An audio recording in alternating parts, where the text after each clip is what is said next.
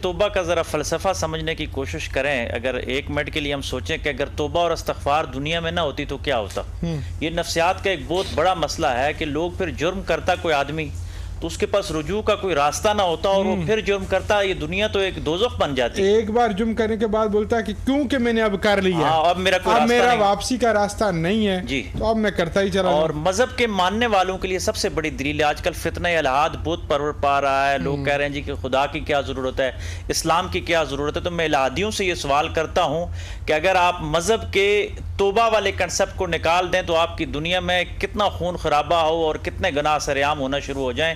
ہم مذہب کو دعا دیتے ہیں اور اسلام کو دعا دیتے ہیں اور اپنے پیغمبر علیہ الصلوۃ والسلام پہ لاکھوں درود و سلام بھیجتے ہیں کہ جنہوں نے توبہ اور استغفار کا کنسپٹ ہمیں متعارف کروا دیا کہ 99 قتل کرنے کے بعد بھی اگر کوئی رجوع اللہ کرنا چاہتا ہے 100 قتل کے بعد بھی اپنی بیٹی کو زندہ درگور کرنے کے بعد بھی کوئی آقا علیہ الصلوۃ والسلام کی بارگاہ میں آتا ہے تو آقا علیہ الصلوۃ والسلام اس کو توبہ استغفار کا دیتے ہیں, اس کو امید دلاتے ہیں.